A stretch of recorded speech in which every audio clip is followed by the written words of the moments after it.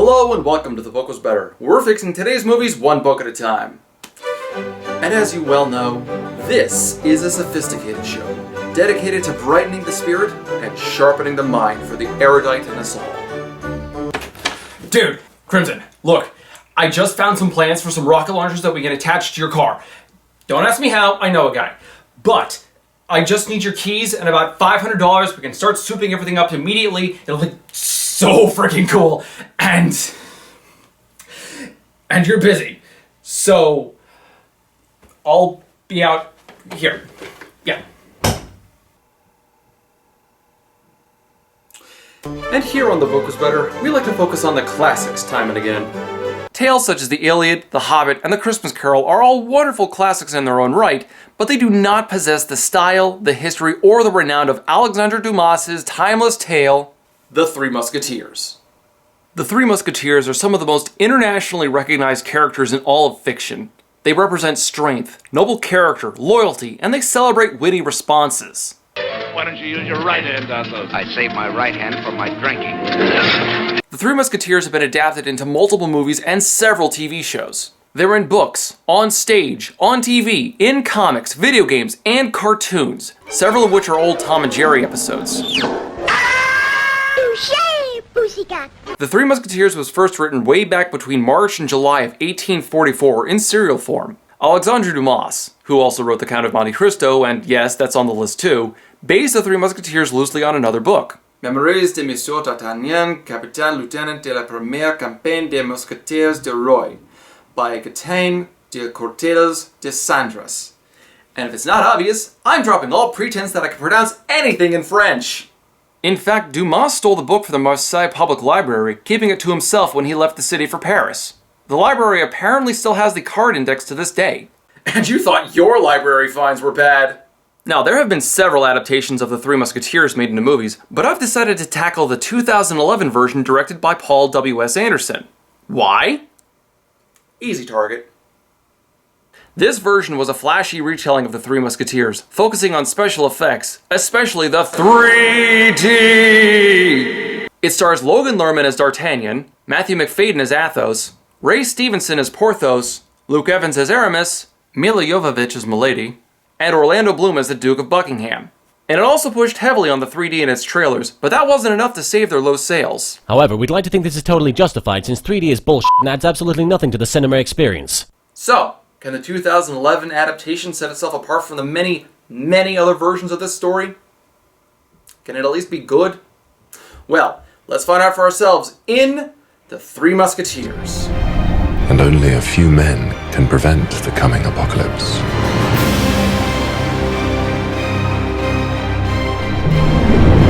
So we open to the Musketeers undergoing a special infiltration mission.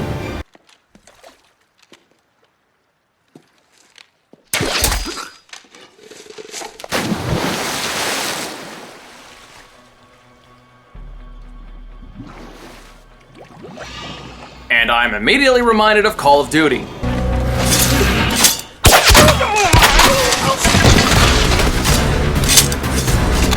Wow! 2 minutes in and already this period piece is loading itself down with anachronisms! It's a good thing I'm not making a drinking game out of this because most of you would be dead by the end of it. Athos, Porthos, Aramis, and Milady de Winter, just called Milady here, all get brief character introductions. And honestly, they're not that bad. Each one is distinct and shows a talented warrior with their own set of skills and personality. It actually gives a good basis for a character-driven story that I was pleasantly surprised to see. It's a wonder it took me so long to catch you. Oh, you didn't! I beg your pardon? You didn't catch me. And what exactly are you doing here? Catching you. A little over the top, perhaps, but hey, fun is fun. They fuck it up, don't they? So what are they going after? Well, they're going after some secret plans locked in an old vault. Da Vinci's vault. Leonardo designed it to protect the plans of his greatest inventions. Okay, I actually have a lot of respect for great thinkers like Da Vinci, so if they do something to fuck this place up... What now? C'est la vie? No. Contingency plan. Athos! You do know what's up there, don't you? Hold your breath.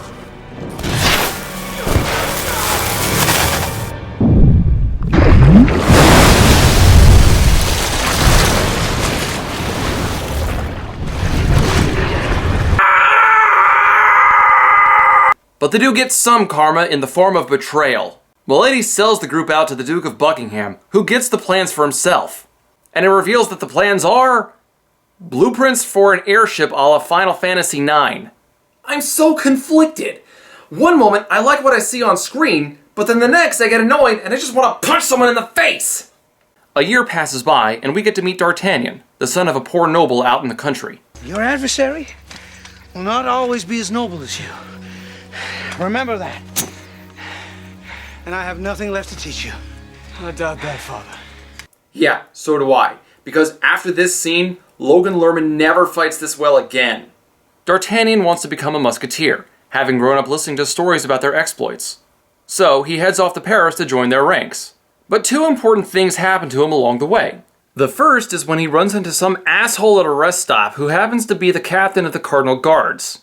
D'Artagnan challenges him to a duel, and loses. Got me! Most observant of you, young man. The next moment is when he arrives in Paris and pisses off not one, not two, but all three of the Musketeers from the beginning. And being the naive, bullheaded kid who does not learn from his mistakes that he is, D'Artagnan ends up challenging each of them to a duel. My appointments. 1 o'clock. 2 o'clock. How long have you been in Paris? Arrived this morning. You have been busy. Patience is not one of my virtues. Well, neither are good manners. How does he expect to win this? Doesn't he still have a bullet hole in his shoulder? Athos and D'Artagnan are about to fight when they're interrupted by the Cardinal's guards, who quickly surround them. But D'Artagnan, brash as he is, charges forth when he sees Captain Asshole enter the square as well, and this is probably a good time to talk about the fighting. But first, a bit of personal history. When I was in college, I was really into sword fighting. Still am, though I'm bound to be rusty as hell from lack of sparring practice. I even helped form a club with some friends based on studying and practicing all sorts of swordsmanship. So when I see something like this,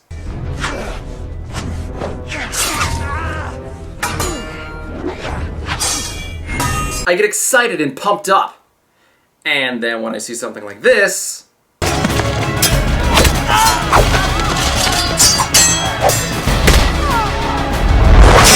I get pissed off and I want to yell, "It's not a fucking baseball bat!"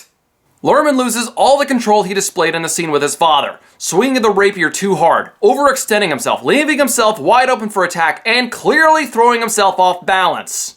Rapiers are light finesse weapons. You use agility and speed to fight with them. Broadswords are strength weapons, and that's what Lerman seems to think he's holding. And this isn't even really a problem with the other actors either. Athos fights with grace, accuracy, and speed, which fits perfectly for a rapier. Aramis is the same way, though Porthos is clearly set as the strongman of the group. He doesn't use his sword, but he does use buckets, poles, and whatever he can get his hands on to fight, so even he doesn't have the same problem as D'Artagnan. Oh yeah, and this is the only sword fighting scene we get with any of the three titular characters. And I'm not counting the climax because the bits with Aramis and Porthos fighting are 3 clips that only last 2 seconds each. So the fight ends. The Musketeers won handily, with D'Artagnan meeting and then striking out with a young woman named Constance, played by Gabriella Wilde. I suggest you stick to swordplay. In the Battle of Wits, you, sir, are unarmed. D'Artagnan needs a place to stay, so the Musketeers take him in. And that's when we meet the Musketeer's servant and all-around punching bag, Planchet. Will you be staying here tonight? You'll be taking your bed, Planchet. Right, and so I'll be sleeping... You may take the balcony. Outside. The balcony outside in the cold. With birds shitting on my head all night. Now in the book, Planchet was D'Artagnan's personal servant. All the Musketeers had their own servant, but it makes sense to leave them out just to cut down on the runtime. However, while the Musketeers did give their servants a little heckling now and then, the servants more than made up for it in their loyalty and just being badass.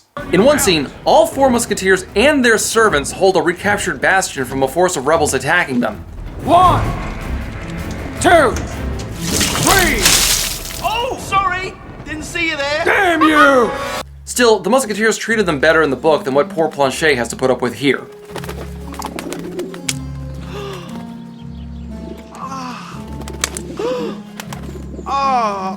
battle between the Musketeers and the Guards didn't go unnoticed though, as all 4 of our heroes are called before King Louis XIII and Cardinal Richelieu to answer for the attack.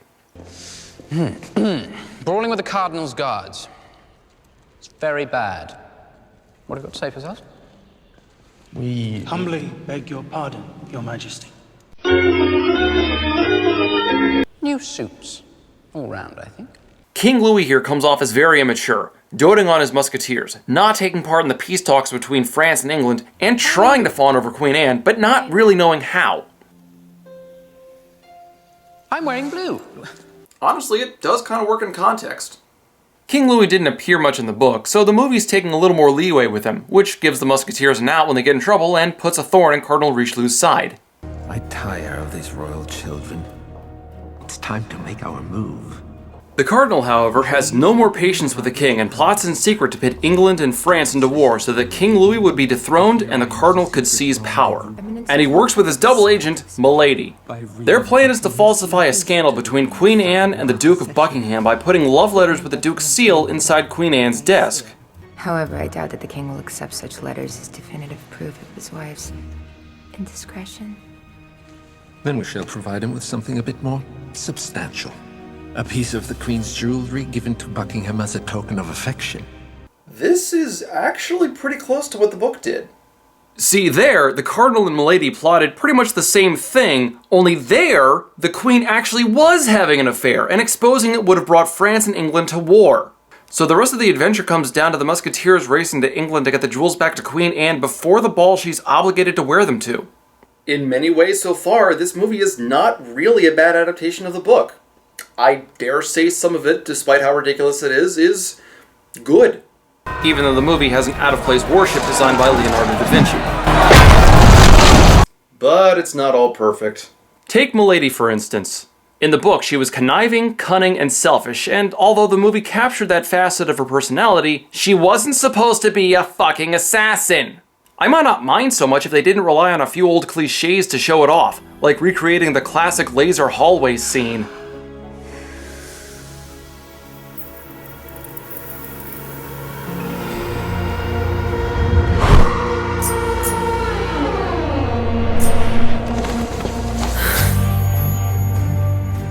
Here, she pulls off incredibly complex stunts with gadgets and tricks that remind me of a 17th century Ethan Hunt.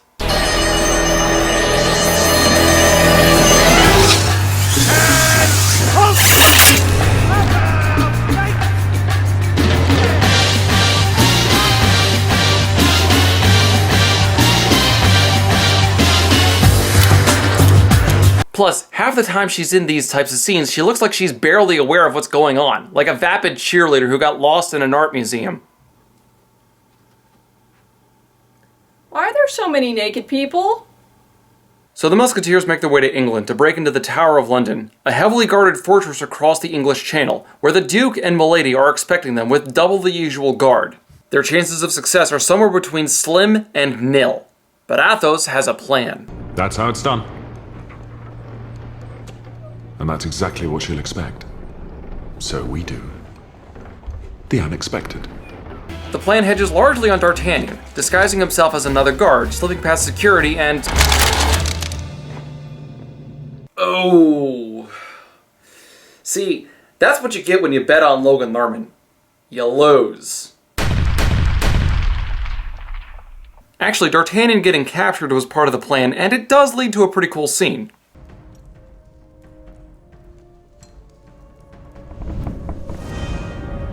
They weren't the decoys.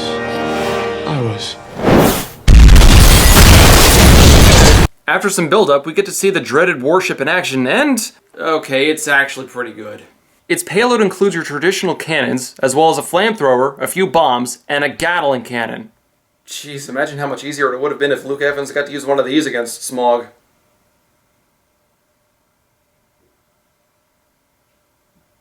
Fanfic writers, make this a thing! So after D'Artagnan breaks the world long jump record, by quite a bit, it looks like our heroes finally have an easy escape. But wait, they still have to get the stolen jewels. Fortunately, they already planned for that as Milady escaped the tower with them on her person. And that's when Planchet gets to shine. Driver, what the hell is going on? Just following your instructions, Mom. as far away from here as possible.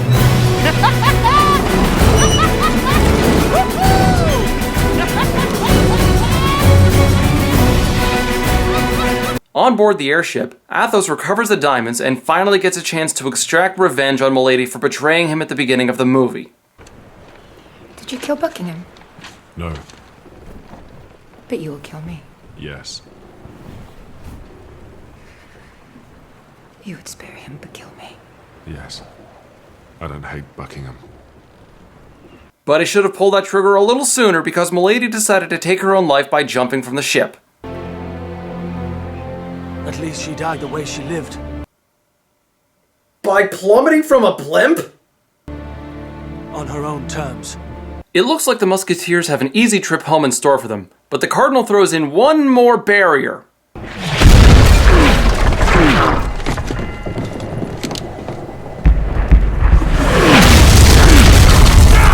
Captain Asshole and his crew have built an even bigger airship and do what they can to take the Musketeers out of the sky. How the fuck did they build this? It's only been a year since they got the original plans out of Venice, and Milady gave those to Buckingham. We have no indication that the Cardinal ever saw a copy of the plans or even know what to build beyond looking at Buckingham's airship. And this isn't even the same model. It's bigger, stronger, and likely holds a crap ton more weapons. So are you telling me that in the span of less than a year, the Colonel and his men somehow knew not only how to build one of these things, apparently without blueprints, but made massive strides in improving it? The fuck sense does that make? It took Germany years during World War II to even build a simple jet engine, but you're telling me these guys mastered rudimentary air travel a full century before even the hot air balloon was invented? I'm calling bullshit. The rest of the movie just evolves into overripe action scenes meant to titillate the 3D viewing audience. Hi, Wilhelm. The rest of the Musketeers get left behind against a few nameless extras while D'Artagnan goes up against Captain Asshole in the battle that the movie's been building up to that no one cared about. But before we go too deep into the fight, there's one bit of background info that you should know. Keep it. It's passed down from generation to generation, from father to son. It's yours now.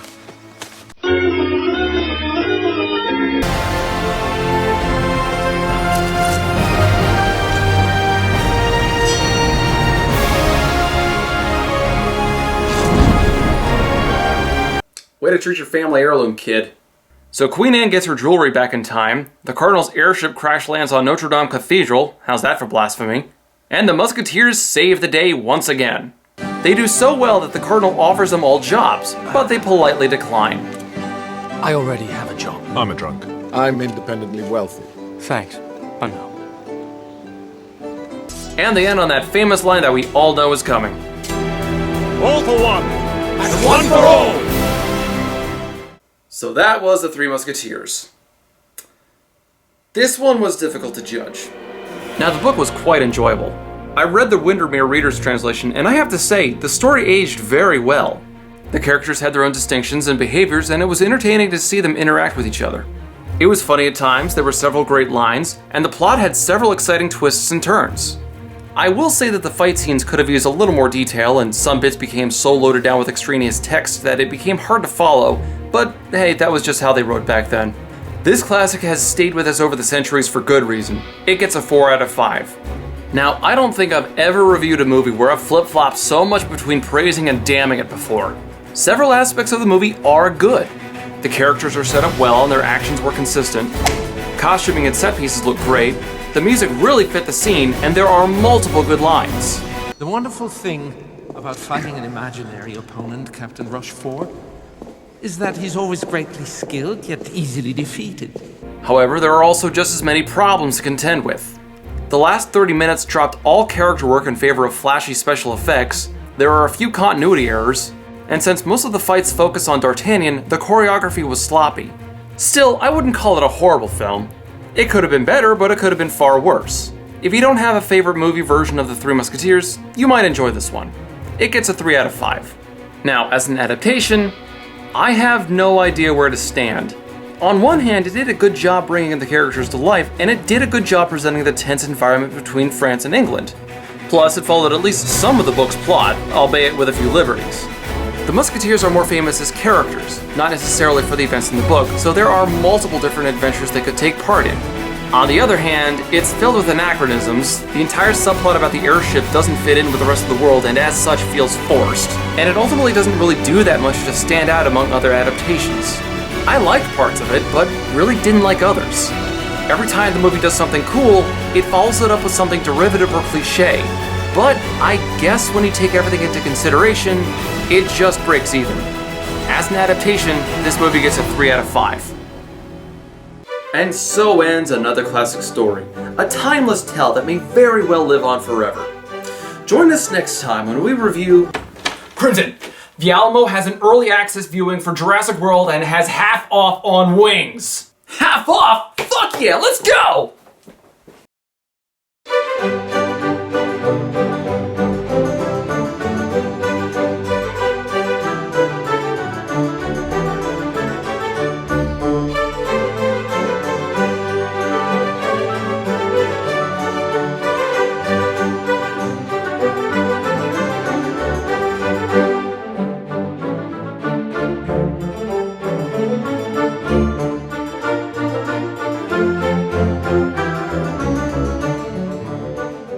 Memories de Monsieur d'Artagnan, Captani, Lieutenant de la Première Compagnie des Musketeers de Roy by Gatien de Courtlis de Sandras.